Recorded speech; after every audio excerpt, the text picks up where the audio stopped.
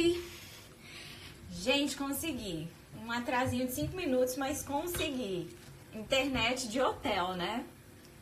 Oi, oi, oi, oi. Vou esperar o pessoal entrar. Deixa eu chamar a Luana. Gente, boa noite. Boa noite, boa noite. Estou.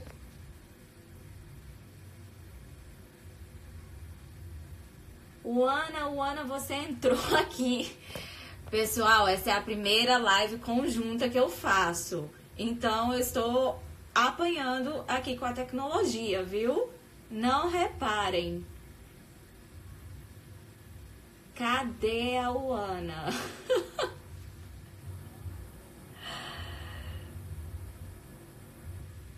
Luana chegou. Eu tô dizendo aqui pro pessoal que essa é a primeira live conjunta que eu faço. Cheguei. Eu apanhei a conexão, apanhei a tecnologia, eu apanhei tudo. Deu certo, tudo bem, deu certo. Pessoal, vocês estão ouvindo a gente bem? Eu tô ouvindo um eco. Eu não sei se o problema. Oi? Aqui tá tudo bem, Thalita. Você tá ouvindo bem? Eu tô ouvindo um eco. Eu tô ouvindo um eco também. Deixa eu ver aqui. Qual foi o problema?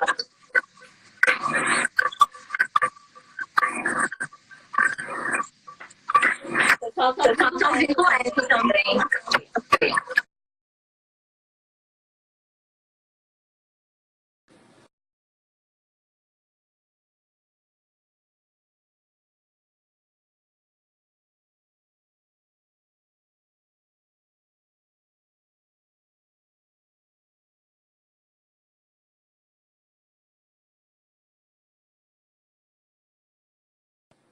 Oi. Vocês estão ouvindo o eco também? Me ajudem aí.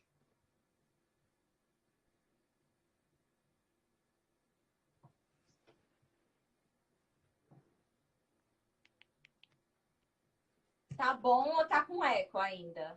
Oi, Luana. Agora o microfone não tá. Não, agora eu tô te ouvindo bem. Microfonia. Não, agora perfeito. Eu tô ouvindo bem. Agora tá melhor. Tá, pronto, tá funcionando pra mim também. Pro pessoal tá funcionando direito, gente. Melhorou? Pronto. Alguns problemas técnicos. Agora sim. É o tempo que o pessoal foi entrando. É verdade. E descontraiu mais um pouco, gente. Um prazer, eu tô recebendo aqui o Luana. Luana que é minha conterrânea de João Pessoa. Tô muito feliz em tê-la aqui. Obrigada por participar com a gente. O prazer é todo meu, você sabe. De dividir um pouco da sua experiência. A gente sabe como você é ocupada, mas é muita gentileza sua de passar seus conhecimentos para as pessoas. E como eu conversei com vocês antes, pessoal, aqui no Instagram, a Luana foi uma pessoa que eu também me inspirei muito, porque quando eu vim para cá, ela era a única pessoa que eu conhecia que já tinha tido uma carreira nos Estados Unidos. Então, era a única pessoa que servia como referência para mim, e principalmente de que era possível. Então, eu acho que você nem imagina o quanto você me ajudou. Mas mesmo não conversando com você, mesmo não estando perto, eu sempre me inspirei na sua história. E obrigada. Eu fico até emocionada, mas eu sempre me inspirei na sua história como uma pessoa que era uma referência de que eu podia conseguir também, que apesar de tudo que eu passasse, no final ia dar certo. Então, eu nunca falei isso pra Luana, porque eu disse, ela vai ter medo de mim, mas eu estudei o currículo de Luana todo. Eu sei as notas que ela tirou, eu sei os prêmios que ela ganhou, eu sei os estágios que ela fez, eu sabia tudo que ela fez, porque eu sabia que eu tinha que fazer igual para conseguir alguma coisa parecida. Então, de coração mesmo, que eu sou muito feliz com o seu sucesso, sou muito feliz de ter uma pessoa como você, sendo minha conterrânea, a gente tem uma história muito parecida. Com certeza. Eu e o Ana estudamos na mesma escola, temos a mesma idade. temos um relacionamento com o americano, enfim, é tudo muito parecido. E temos os mesmos sonhos, né? É verdade, então, verdade. É muito bom te ter aqui. Você poderia se apresentar um pouco pra gente agora? Claro. Thalita, obrigada, muito obrigada por me ter na sua rede social do Instagram e por ter me convidado a fazer esse live com você. É uma honra. E uma honra saber de onde viemos, de onde estamos, onde chegamos e onde ainda iremos ir. Mas, enfim, como você estava falando, como Thalita, eu sou de João Pessoa, nascida, crescida, formada, fiz o curso de Direito em João Pessoa, me mudei, sempre tive um sonho de vir para os Estados Unidos, trabalhar e advogar aqui na área internacional. E sabia que as opções de João Pessoa eram poucas, não eram suficientes para mim. Então, desde cedo eu queria sair, queria ir experimentar outros mares. E em 2012 eu apliquei para fazer o LLM aqui em Dallas, nos Estados Unidos. Fui aceita na universidade e terminei o curso, terminei o JD também, que é o que a Thalita está fazendo hoje em dia. E estagiei no escritório de advocacia durante o meu curso de Direito aqui nos Estados Unidos. E hoje em dia trabalho para o escritório para o qual eu estagiei durante a minha época de estudante. E hoje estou aqui com vocês. Então, para quem me conhece, já que me segue há muito tempo, e para quem não conhece, começou a seguir agora, eu vim para os Estados Unidos, eu nunca tive um sonho.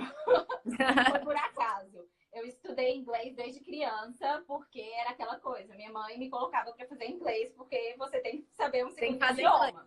Você tem que fazer inglês. Então, eu fiz inglês desde os 9 anos. Mas eu nunca gostei. Eu ia naquela coisa, obrigada a ir para o inglês. Não estudava, só fazia as tarefas do inglês. Era aquela coisa bem limitada. Não tinha um sonho de morar, de visitar, nada com os Estados Unidos. E por ironia do destino, na Copa de 2014, o meu atual marido foi para o Brasil para acompanhar os jogos dos Estados Unidos. Em uma das cidades que ele estava, a gente se conheceu. A gente teve um relacionamento de 2 anos. Na época, eu trabalhava já para o Ministério Público. Eu me formei em 2011, a gente se conheceu em 2014. Então, durante todo esse tempo, eu estava no Ministério Público da Paraíba. Eu era assessora da Promotoria de Execuções Penais. E aí a gente se conheceu. Teve um relacionamento de 2 anos e era aquela coisa. Eu ia largar tudo que eu tinha, não era lá grande coisa, né? Mas era o que eu tinha construído até ali. Eu tinha o meu salário, eu sonhava em ser promotora de justiça, eu tinha a minha graduação, já tinha a minha pós-graduação e chegou aquele momento. Eu vou largar tudo para ir para os Estados Unidos, porque eu sabia que o meu diploma não ia ser reconhecido de certa forma aqui. Eu teria que começar como você começou. E eu decidi vir, enfrentar tudo, deixar o meu trabalho, pedir exoneração, ficar longe da família e me casar. Mas sempre tendo a certeza de que eu queria continuar minha carreira aqui nos Estados Unidos. E aí eu comecei a estudar também. A Luana foi uma das fontes, o blog que ela tem foi uma das fontes que me ajudou a começar. E depois foi indo diretamente à universidade. Eu não tinha muitas opções. Eu estava em Indianápolis, só tinha uma universidade em Indianápolis e era aquela que eu tinha que entrar. Então, o meu processo nos Estados Unidos começou aí. Foi mais ou menos isso.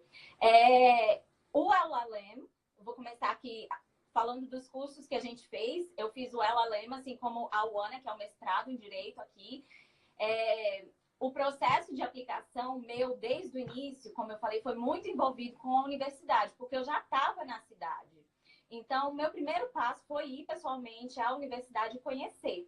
Como vocês sempre me perguntam da história do inglês, quando eu cheguei nos Estados Unidos, o meu inglês era um nível intermediário. E eu não passei na prova de proficiência. A primeira prova que eu fiz, que era o nível de mestrado, era um pouco mais alto. Você fez o TOEFL, Thalita? Ou você fez outro? Eu fiz o TOEFL. Fiz o TOEFL aqui nos Estados Unidos. Eu não passei da primeira vez. E aí eu tive a minha universidade tinha um programa de inglês. Então, se vocês quiserem fazer inglês, se vocês quiserem entrar na universidade e não tiverem um inglês bom ainda, eu recomendo que vocês venham fazer inglês em alguma universidade aqui nos Estados Unidos, porque eles focam no meio acadêmico. Então, eles te preparam bastante. Só para te interromper um pouquinho, o programa de inglês que você fez na universidade foi o ESL, o English as a Second Language? Não. A minha universidade tinha um programa de inglês específico para quem queria estudar lá. Algumas universidades têm. A minha oferecia. Como vocês sabem, eu acho que eu já falei aqui algumas vezes, as universidades públicas aqui nos Estados Unidos, elas são pagas. Todas as universidades são pagas. Públicas não tem universidade de graça aqui nos Estados Unidos, né? As públicas, elas são mais baratas porque elas recebem subsídio do governo, mas ainda elas são pagas. Então, eu estudo na universidade pública, mas eu paguei tudo, desde o programa de inglês. Esse programa de inglês era muito intensivo, eu tinha aula de segunda a sexta, 7 horas de aula por dia, mais exercício, apresentação, seminário, era bem, bem voltado.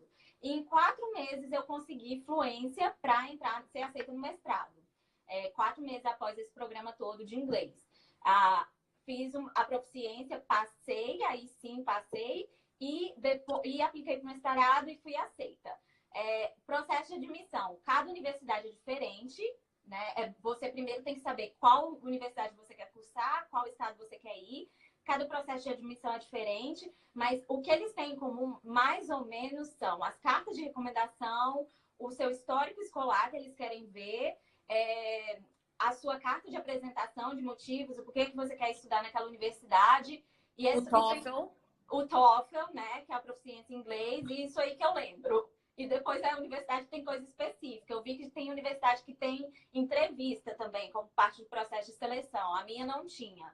Mas, enfim. E como foi o JD, Luana? Então, diferentemente de Thalita, eu pesquisei bastante os estados antes de vir para cá. Eu apliquei para um monte de universidade por todo o país. E depois de muita pesquisa em termos de mercado, eu não queria, como eu já expliquei anteriormente, eu não queria ser apenas mais uma brasileira numa comunidade cheia de brasileiros advogando, por exemplo, como em Nova York. Então, depois de fazer muita pesquisa em termos de qualidade de vida, custo de vida, universidades, escritórios, que eu tinha esse foco de trabalhar em um escritório internacional, o Big Law, eu decidi vir para Dallas, no Texas, que é uma cidade que quase ninguém vem, né? Assim, não é a típica cidade brasileira que você vai para que os brasileiros vão visitar quando vêm para os Estados Unidos. Mas aí falei com meu pai, né? Inicialmente, quando eu queria vir para cá, eu queria vir exatamente para fazer o JD, que eram 3 anos. Quando eu falei pro meu pai que existia a possibilidade de vir para fazer 1 ano, que era o mestrado, ele ficou muito feliz. Ele, 1 ano, vá, não tem problema. Então foi o que eu fiz. Eu vim para fazer o LLM e gostei tanto que falei pro meu pai, existe a possibilidade de eu ficar mais um tempinho e fazer outro curso, porque na época, no Texas, para você advogar aqui, você tinha que fazer o curso do JD, que é o curso de Direito normalmente, né? E são 3 anos de curso. São 3 anos de curso porque a estrada normal como americano você faz o high school, você vai para o college, você faz um college de 4 anos, em qualquer área, né? Você em engenharia, em história, em psicologia, o que quer que seja. E após o college, você decide se quer fazer direito. Então, são 4 anos de college e 3 de JD, que é o Juris Doctor. E então, teria que ter sido essa minha trajetória. Entretanto, para estudantes internacionais que tem o curso de Direito no Brasil, em qualquer país, mas no caso da gente, no Brasil, e queira vir para cá, fazer o mestrado e depois opte por fazer novamente o curso de Direito, que não é obrigatório, lógico, mas é uma opção. Para quem quer fazer dessa forma, algumas universidades oferecem a oportunidade de você, com sua nota do mestrado, submeter a aplicação para o curso do JD e certos outros documentos, né? Boletim, você tem que ter um healthcare, você tem que ter um seguro de saúde, você tem que a universidade tem que ver que tem que aceitar o fato de achar que você vai conseguir, como se fala, vai conseguir acompanhar o curso, né? E outra coisa que eu esqueci de falar, quando você entra diretamente do college, como é a via de regra para todo americano, você tem que fazer um teste de admissão, um vestibular, que é o LSAT. Através desse teste de vestibular que as universidades veem se você está apta a estudar na universidade ou não. Nós que estamos transferindo do LLM para o JD, nós não precisamos fazer esse teste, o que já é uma vantagem gigante, porque o teste é um horror. Eu fiz por fazer, eu fiz sem precisar ter feito em 2010. E é um dos testes mais difíceis que existe, entendeu? Especialmente para uma pessoa que não nasceu aqui e que não tem inglês como uma língua mãe, como uma língua materna. Então, é uma facilidade que existe para os estudantes estrangeiros de fazerem essa transição do LLM para o JD, sem precisar fazer esse vestibular. Mas, eu não sei se foi a mesma coisa na sua universidade, Thalita, mas, por exemplo, na SMU, eles queriam, de fato, ver as minhas notas do LLM, porque é como se fosse o ponto de referência para eles, para ver se eu ia me dar bem no curso de JD. Porque na cabeça deles é tipo assim, a gente não tá pedindo para você fazer o vestibular, mas o que é que garante que você vai tirar notas boas? O que é que me garante que seu inglês é bom o suficiente para fazer o curso de Direito de 3 anos? E eu acho que a referência para eles é realmente as suas notas do LLM. No meu caso era a mesma coisa. Só que quando eu iniciei o mestrado, eu fiz muita pesquisa antes e eu sabia disso. E eles também me falaram. Não é só você fazer o LLM e aí você transferir, porque você vai estar tirando a vaga de alguém que fez o caminho todo. Então, Isso. Você tem que provar por que você é especial, tão especial, para não precisar fazer essa prova. Então, sabendo disso desde o início, eu estudei muito, muito, muito, muito mesmo, porque eu sabia que eu tinha que ter uma média, um CRE muito alto para conseguir ser waiver, ele não precisar fazer essa prova, né? Isso. Então, eu estudei muito. Então, eu entrei no mestrado, estudei muito, sempre para ter notas muito altas, né? E aí eu me formei com as honras que eles dariam para que eu não precisasse fazer o LSAT, mas era o mesmo requerimento que você teve. Exato. Ser um bom aluno. E assim, para quem está se perguntando, existe em relação aos cursos, tanto do LLM quanto para o JD, dependendo da universidade que você vai, se é uma universidade pública ou uma universidade particular, os valores mudam, os valores são diferentes. Outra coisa que vale a pena mencionar, algumas universidades oferecem bolsas de estudo. Para o meu mestrado, eu fui oferecida uma bolsa de estudo. Já para o meu curso de Direito, porque eu era estrangeira, eu não tive a oportunidade de receber uma bolsa de estudos. E outra coisa, como estrangeiro, você também não pode pedir empréstimos a banco. Muitos estudantes aqui de Direito, que vão, inclusive, para escolas privadas, eles vão e conseguem tirar empréstimo todo dos 3 anos. Tipo o FIES, né? Que a gente exatamente, Brasil. o FIES. E estudante estrangeiro que não tem crédito, que não tem um credit history nos Estados Unidos, não tem condição de tirar isso. Então, realmente, quando você toma a decisão de vir para os Estados Unidos, fazer o LLM, fazer o JD, vai ser tudo out of pocket. Você vai estar pagando o custo todo que a universidade cobrar. Exatamente. E não é fácil, né? Nem financeiramente, nem o custo. E como é a sua carreira, Ana? Como é trabalhar no Big Law? Então, primeiro, o que é um Big Law, né? O que é um Big Law? Isso. Existe essa terminologia que, inclusive, quando eu morava no Brasil, eu não conhecia, nunca tinha ouvido falar. Vim aprender depois de ter me mudado para os Estados Unidos. Aqui nos Estados Unidos existe essa terminologia, ou esse apelido de Big Law, que é como se fosse direito grande, a tradução literal. Mas o que isso significa? É uma terminologia usada para escritórios de advocacia que possuem certas características, certo? Quando você está cursando o curso de Direito, você vai ter a oportunidade de estagiar e trabalhar após a graduação com escritórios de menor porte, escritórios de médio porte ou escritórios de maior porte, né? Que seriam o Big Law. E os escritórios de maior porte, eles são conhecidos por terem certas características que eu vou falar agora para vocês. Por exemplo, normalmente um escritório que é considerado Big Law, ele terá em torno de 100 ou mais advogados, né? Um escritório de médio porte de 50 a 100 e um escritório de pequeno porte de 0 a 50. O salário é um salário uniforme nacionalmente. Então, existem vários escritórios Big Law nos Estados Unidos. Tem o Baker McKenzie, tem DLA Piper, Jones Day, Dentons, Kirkland. Tem muitos escritórios que são Big Law nos Estados Unidos. E, por via de regra, o salário de todos esses escritórios é um salário uniforme. Hoje em dia, se você for no NALP, que eu nem sei o que é NALP, National...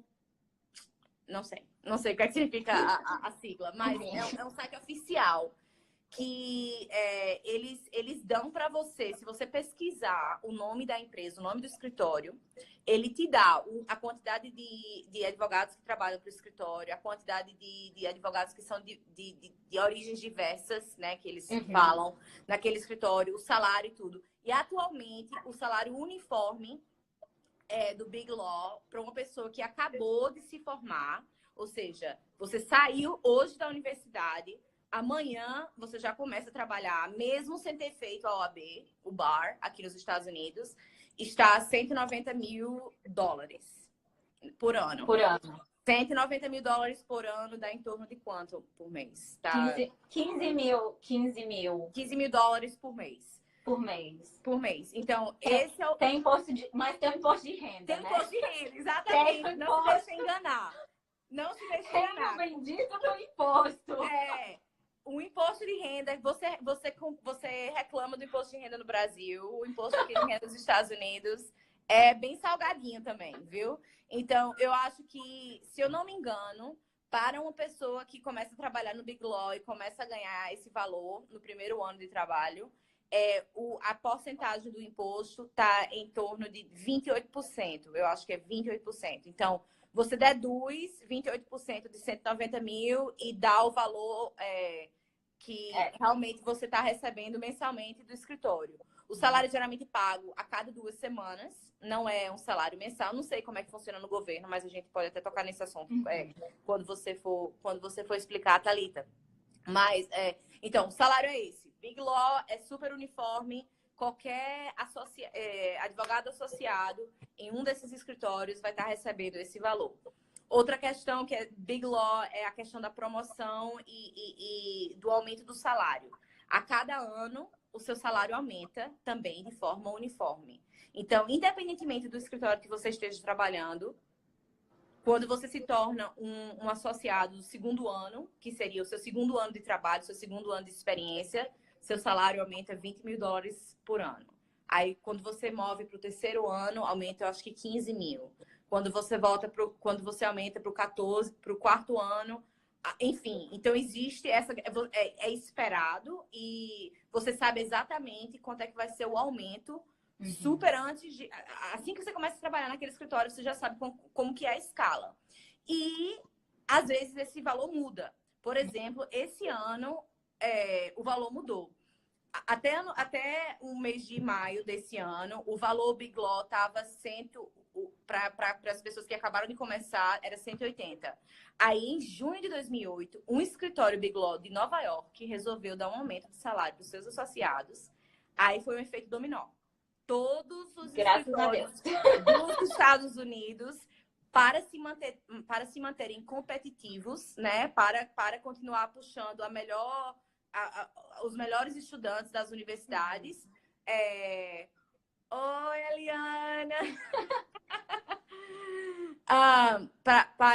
Para se manterem competitivos no mercado de trabalho, aumentaram também. Então, todos os salários se tornaram iguais. Mas eu que. Desculpa te interromper, mas eu queria que você abordasse aí duas coisas. Como é que a gente entra num Big Law? Porque ganhar tudo isso não é assim, não. Não é todo mundo que entra.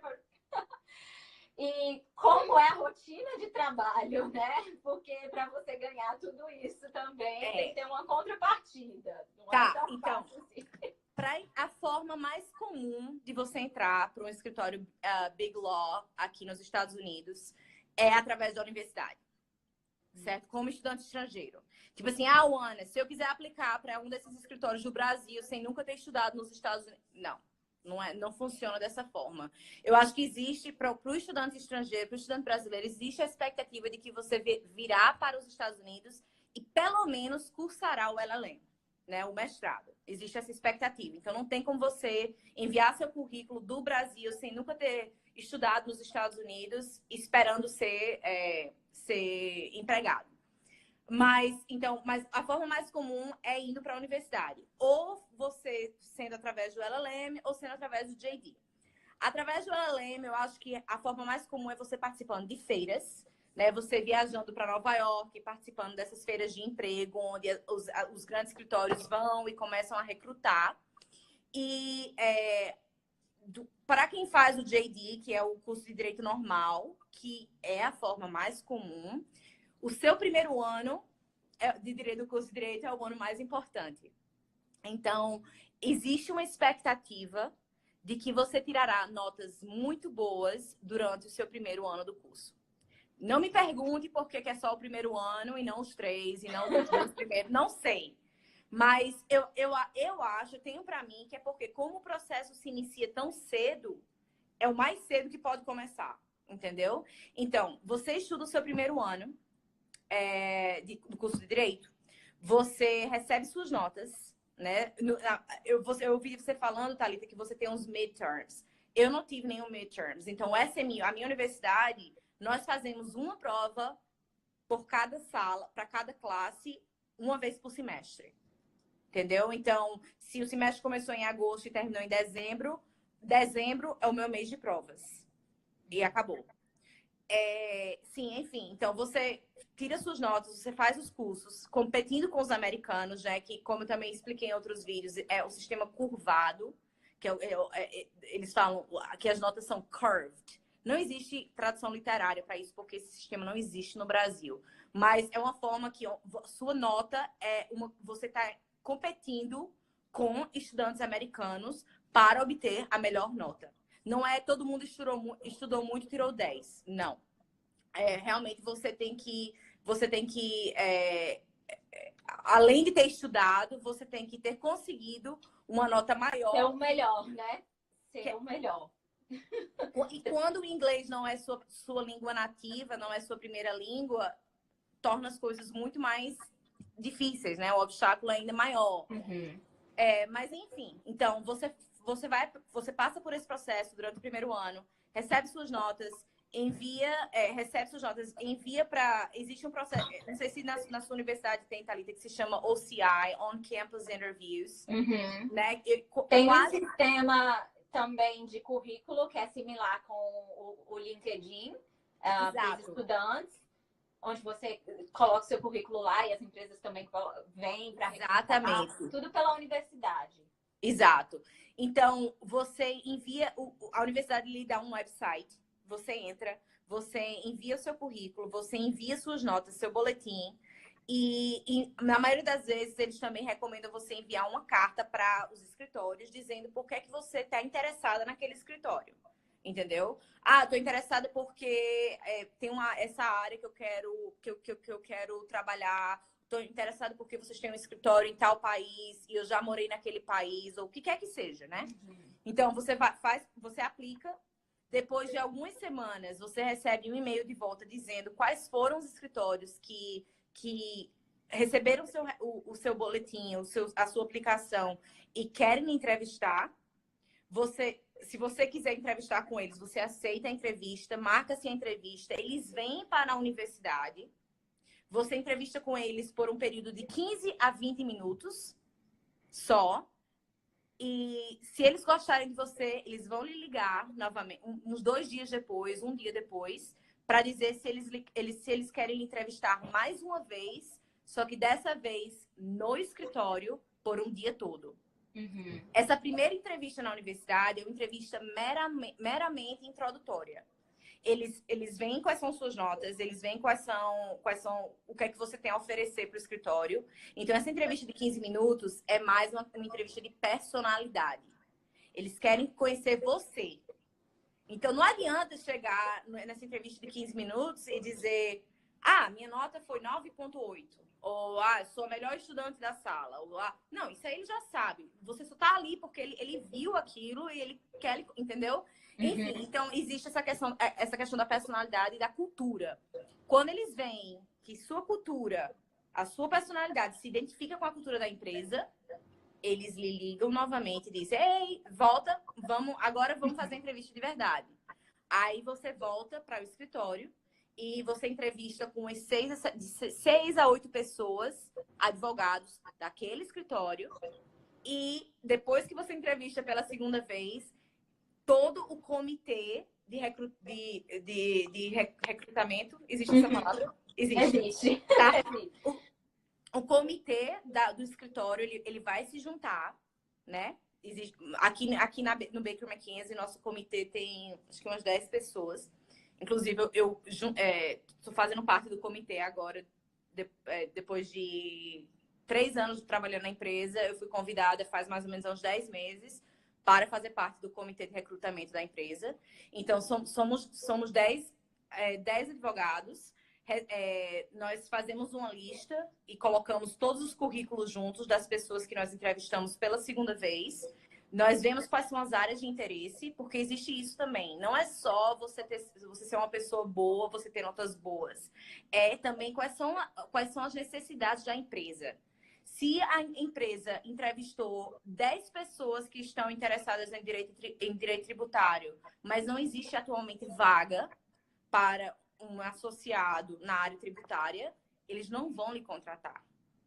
Entendeu? Então, assim, é uma mistura de notas, de personalidade e de interesse também.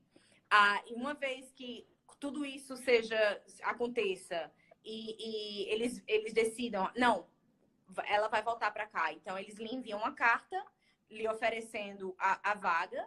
E isso tudo ocorre, vejam só, isso tudo ocorre depois do seu primeiro ano do curso de Direito, né? Então, quando você recebe a oferta vai ser para um estágio. Não vai ser para você voltar full time depois de você se graduar, né?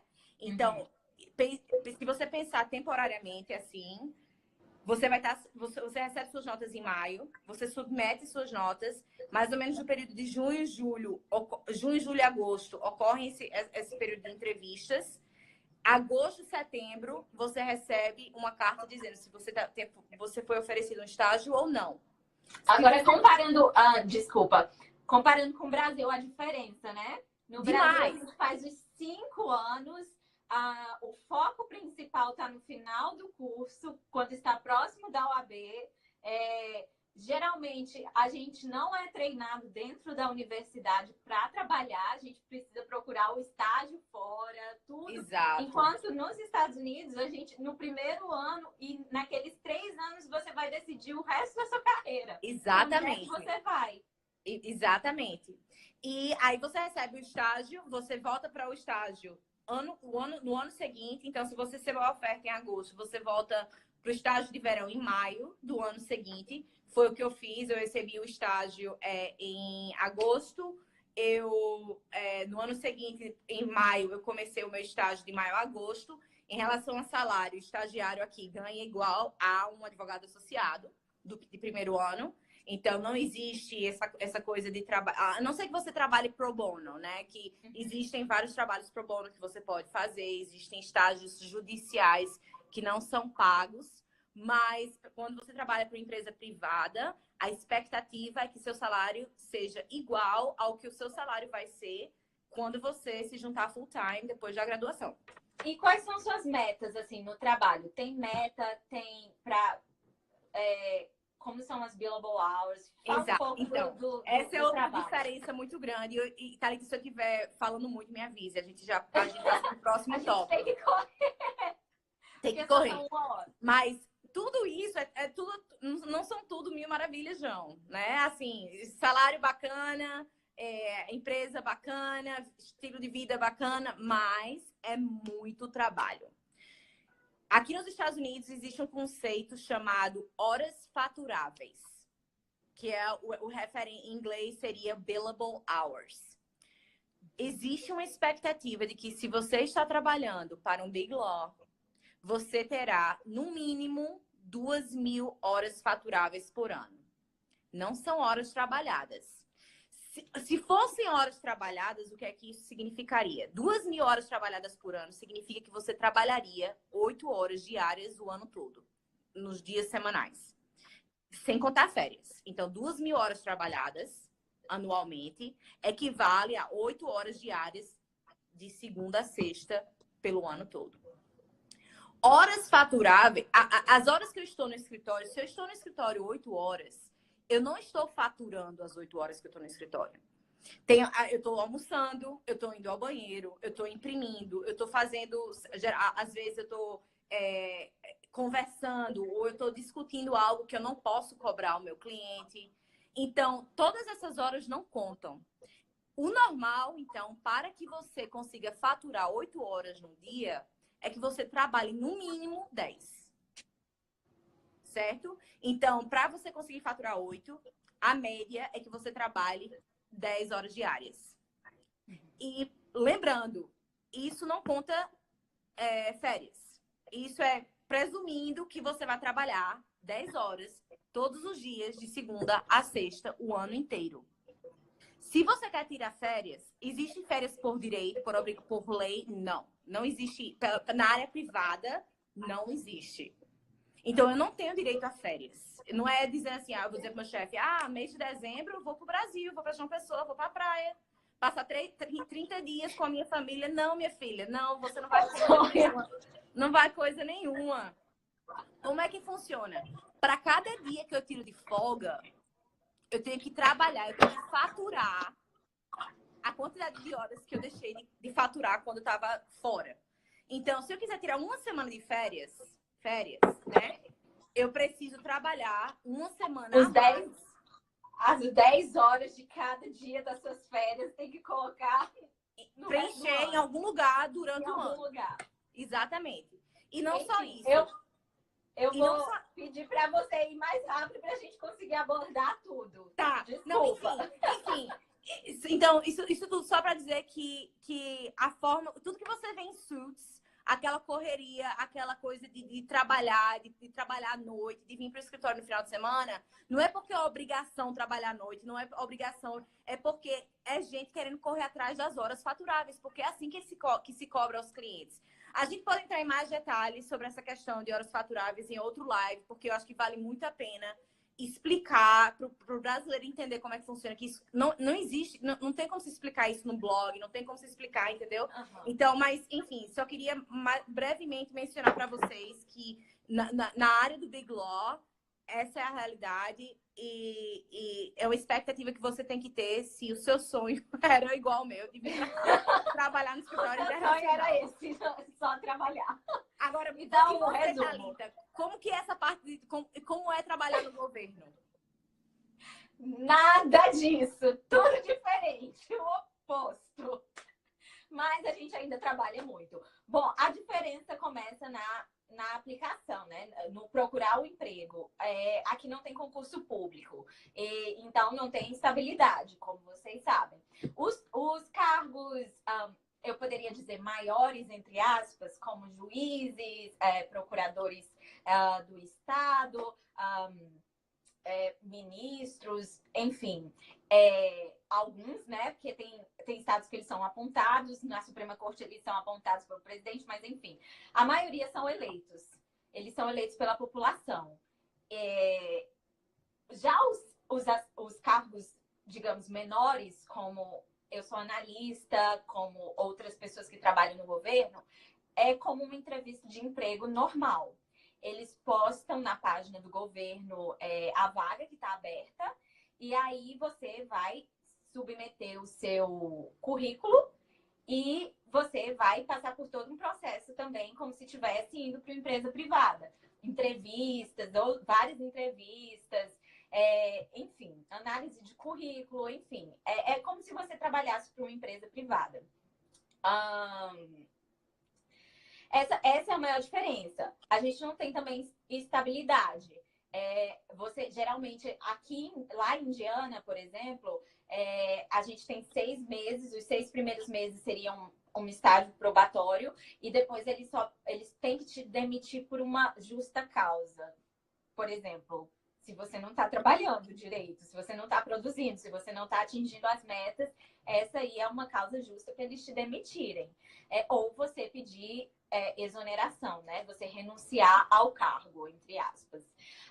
Nós temos o salário, ele é oferecido de forma anual. Então, eles chegam para você, te oferecem um emprego e dizem, eu vou te pagar X ao ano. A gente trabalha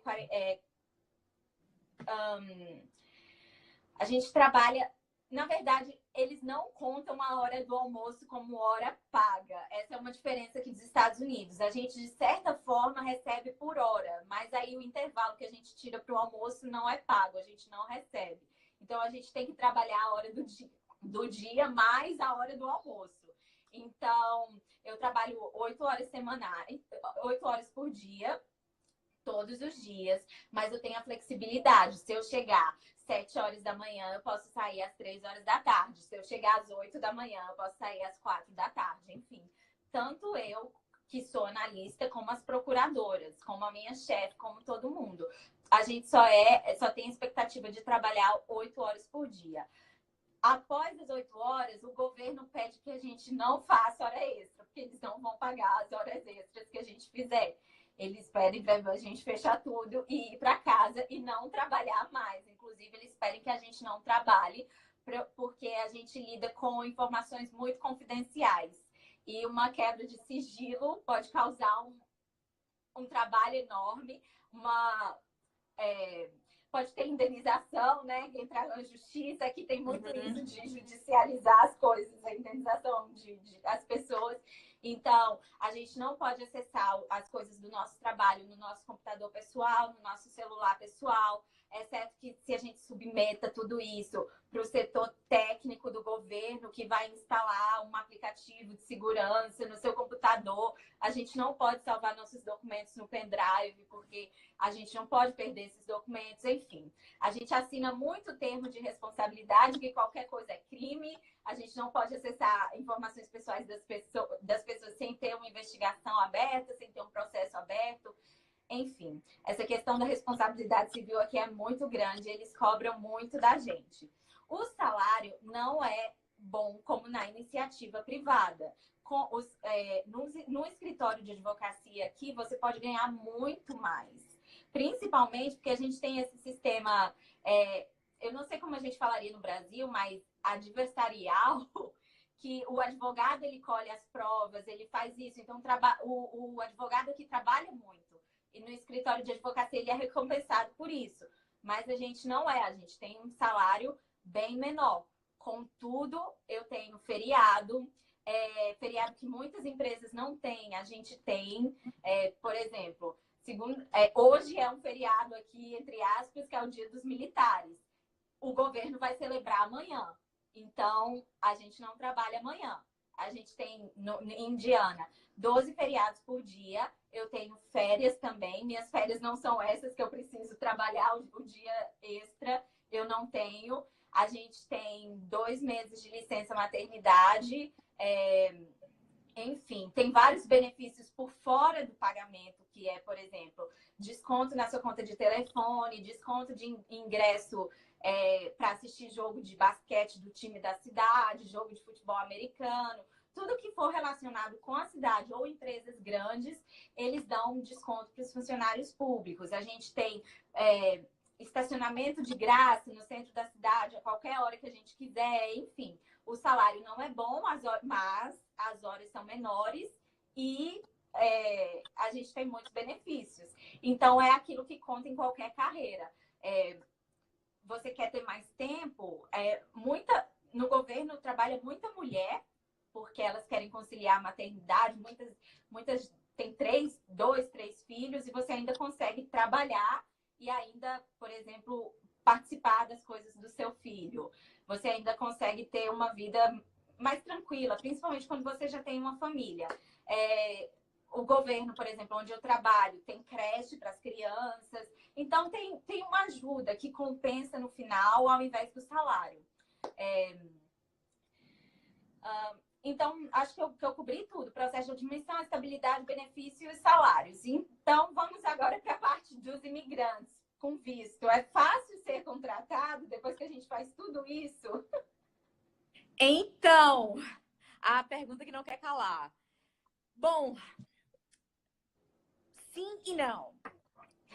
Vai depender do seu histórico, vai depender do quais são que experiências você tem e se você está disposto a, além do mestrado, obter o JD.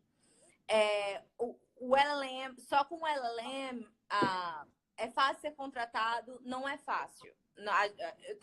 Thalita e eu, a gente estava conversando e, assim, eu acho que é mais a exceção que a regra. Existe a possibilidade, sim. Nós conhecemos pessoas que foram contratadas para trabalhar em escritórios internacionais apenas com o LLM, sim. Mas não é comum. Ana, só te interrompendo um pouquinho para explicar para quem não sabe. A questão do LLM, que a gente fala muito, é porque nós temos 50 estados nos Estados Unidos. Alguns deles permitem que, se você for advogado em outro país, você venha para os Estados Unidos, faça um mestrado e aí você está apto a fazer a prova do BAR, que seria a OAB americana. Então, muita gente que tem interesse de vir para os Estados Unidos foca nisso. Então eu vou para os Estados Unidos, vou fazer um mestrado, aí vou fazer o BAR e aí vou arrumar um emprego. Então, é mais ou menos isso que a gente quer deixar claro. Se você faz só esse mestrado no intuito de arrumar um emprego depois, continue. Então, você pode enfrentar certas dificuldades. Mas como eu estava falando, se você, por exemplo, a pessoa que eu conheço, ela é colombiana, ela trabalhou por 10 anos numa instituição financeira na Colômbia, ganhou uma experiência incrível, veio para os Estados Unidos fazer o mestrado no Duke Law, que é uma das melhores universidades dos Estados Unidos. Não tinha interesse em ficar nos Estados Unidos, mas resolveu, acho que só por tentar mesmo, enviar o currículo dela para a nossa empresa de Nova York. A nossa empresa de Nova York, na época, estava precisando de uma advogada que tivesse esse tipo de background. Então, foi um achado, entendeu? E nós, Baker McKenzie, a gente patrocinou ela. Ela terminou o LLM, começou a trabalhar. Depois que você termina o LLM como estudante estrangeira, você tem direito a trabalhar até 1 ano, sem visto de trabalho, através de algo chamado OPT, que é Optional Practical Training. Então, você pode trabalhar em qualquer instituição que esteja na sua área de estudo. No caso, o escritório de advocacia conta. E foi o que ela fez. Ao final do OPT, a única forma que ela tinha de ficar trabalhando era com o visto. E nós a patrocinamos o visto de trabalho para ela. Só que, quer dizer, patrocinamos não, nós decidimos patrocinar. Só que o visto de trabalho ele você só pode entrar com a aplicação no mês de abril de cada ano. Então, como o OPT dela está acabando esse ano, nós vamos aplicar para o ano que vem. Ela vai ter que voltar para a Colômbia e esperar o resultado para ver se ela obteve o visto ano que vem, porque é uma loteria, né? Como vocês sabem, para ver se vai conseguir vir ano que vem começar a trabalhar full time ou não. Lógico que quando não consegue, você pode tentar. Todo ano você tem a opção de tentar o visto de trabalho, né? Então não é uma vez, tentou, não conseguiu e acabou. Mas, enfim, tudo isso para dizer que é possível, sim, mas não é a regra. A forma mais fácil, realmente, de você conseguir um emprego fixo vindo do Brasil para estudar aqui é fazendo o JD. É mais caro. É um investimento muito alto, mas é um investimento. Ou seja, não é como se você esteja jogando dinheiro fora, né? Você está investindo na sua educação e você tendo a condição de fazer isso, é a minha recomendação. A minha também.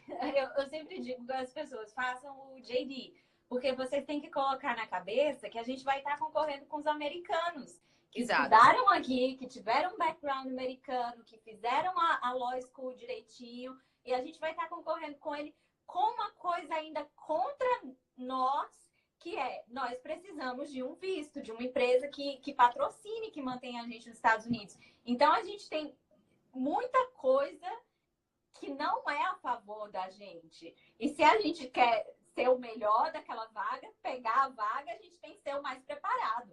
E aí, eu sempre faço. Se você puder, ainda faça um mestrado, faça o JD, faça o mestrado, faça tudo que puder para você ser diferente de todo mundo. E aí, a empresa dizer, eu tenho que investir naquela pessoa, porque aquela pessoa, né, vai acrescentar aqui. Então, se você vem... Eu acho até que a gente sai do mestrado sem preparo suficiente. Eu concordo plenamente.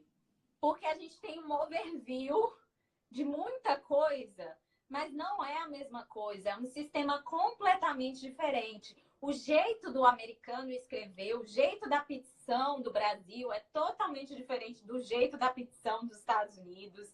O jeito de advogar, os casos, os precedentes, tudo. Tudo é completamente diferente. Então, corre até o risco de você fazer o mestrado, ser contratado, mas chegar e não saber fazer nada. Porque é diferente. É uma base, é uma base que você tem do sistema, não é tudo. Então, assim, se quer ficar nos Estados Unidos mesmo, é fazer o JD, é fazer o JD.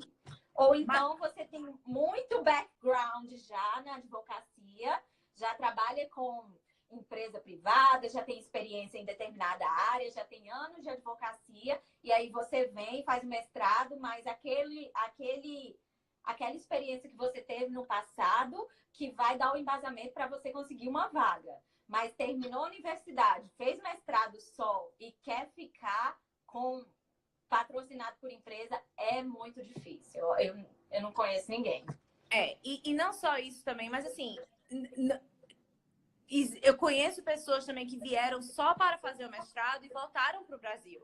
Entendeu? Por exemplo, se você, como brasileiro, tem intenção de trabalhar na área de direito internacional ou tem intenção de trabalhar com empresas que façam negócios nos Estados Unidos, vale muito a pena, vale muito, muito a pena ter o LLM. Né? Porque é uma forma, e eu falo até por experiência própria, eu estava conversando com a Thalita, quando nós queremos passar, queremos trabalhar com certos escritórios em alguns países onde nós não temos filiais, por exemplo, a Coreia, a Índia, o fato de saber que eu estou trabalhando com um advogado indiano ou um advogado coreano que tenha um LLM dos Estados Unidos traz muito conforto, porque é uma indicação de que aquela pessoa estudou, pelo menos o mínimo, a base do sistema americano e vai conseguir trabalhar de acordo com as expectativas do meu cliente, entendeu? Então, assim, a mesma coisa vale para o Brasil. Se você tem essa intenção de trabalhar com áreas na empresarial privado, por exemplo, representando empresas que tenham subsidiárias aqui nos Estados Unidos ou vice-versa, vale a pena ter o LLM, mesmo que você não queira vir para os Estados Unidos para ficar. Para ficar. Vai aumentar o seu currículo, né? A sua competitividade no Brasil também. Se essa é a sua intenção de trabalhar com o mercado internacional, com empresa americana, multinacional, você ter uma base assim, americana vai te ajudar. Contudo, eu sempre falo a questão da revalidação do diploma. O CAPS não considera o diploma americano. Se você quiser revalidar o seu diploma, você tem que procurar uma universidade no Brasil, se possível antes de começar, para ver quais são os critérios daquela universidade e tentar moldar o seu LLM com o que aquela universidade de volta no Brasil exige de você. Por exemplo, no LLM não é obrigatório você escrever uma tese, mas se você tem um interesse de revalidar o seu título, você tem que escrever a sua tese. Você também tem que ter o número de horas que é exigido pela universidade dos mestrandos. Caso você não consiga esse número de horas aqui, talvez você tenha que complementar no Brasil. O processo de revalidação é bem difícil, bem complicado, porque nós estamos num sistema totalmente diferente. Então, assim, eu sempre digo, para que é o seu mestrado? Para trabalhar? Se for para trabalhar no Brasil, tudo bem, faça do jeito americano. Se for com o intuito de dar aula, comece a olhar, tente olhar também a Europa, principalmente Portugal, né? Que tem as universidades de Coimbra, eu acho que é a forma mais fácil de você conseguir. Exatamente, porque tem equivalência com o Brasil, né? Equiparação, eu esqueci a palavra em português. Enfim, tem a lei que as coisas de lá vale no Brasil, enfim. Comece a olhar também Portugal, porque se você tem hoje, para ser professor de universidade, principalmente federal, eles exigem mestrado e doutorado. Então, você tem que ter o mestrado e doutorado do Brasil. Então, por isso que tem a equivalência. Então, antes de decidir, vou para os Estados Unidos, veja qual é o seu foco. É trabalhar? Então, Estados Unidos é bom. Vai ter o conhecimento multinacional do mercado americano, da cultura americana, mas é com o intuito de dar aula, veja a Europa. Talvez esse seja um caminho mais fácil. E as universidades europeias são mais baratas. Então, acho que a universidade de qualquer canto do mundo é mais barata do que as universidades aqui. Então, às vezes você fala, mas eu vou gastar em euro e o dólar é mais barato. Contudo, as universidades lá são bem mais baratas que as universidades aqui. Então, essa também é uma opção. E também tem a opção de ser paralegal, que a Ana vai falar pra gente. E só pra... Como é que a gente tá em relação ao tempo? Que horas foi que a gente começou esse live? A gente começou às 5, eu tô sem relógio aqui, a gente começou às 5h10, mais ou menos. Que horas são? 5h10. Então, a gente tem mais ou menos uns 7 minutinhos, né? Que vai automaticamente desligar, é isso? Isso.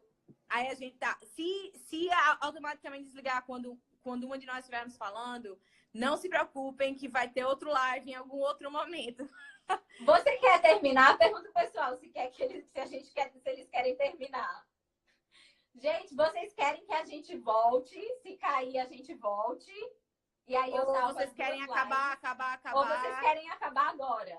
Me avisa aí. Vai falando aí enquanto o pessoal vai responder. Certo. Você fica aí prestando atenção nas respostas. Em relação ao paralegal, a gente recebeu um monte de mensagem perguntando como é que faz para ser paralegal, se vale a pena, se não vale a pena, o que é que precisa fazer.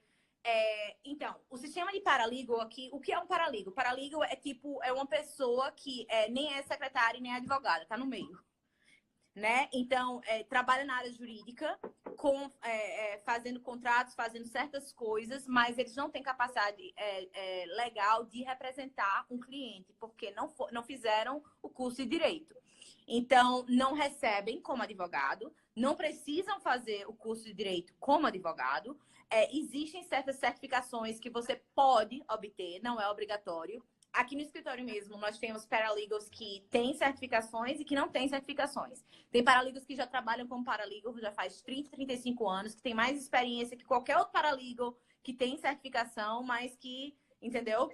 Então, certificação não é obrigatória. Se quiser fazer certificação, quanto tempo normalmente? 6 meses. Existem cursos em qualquer... Na universidade que eu fiz meu curso de Direito, existe o curso para você ser paralegal. Eu acho que qualquer universidade que você queira estudar, vai existir essa possibilidade. Não querendo fazer curso também, não é obrigatório. É normal você ser patrocinado como estrangeiro para ser paralegal aqui nos Estados Unidos? Não.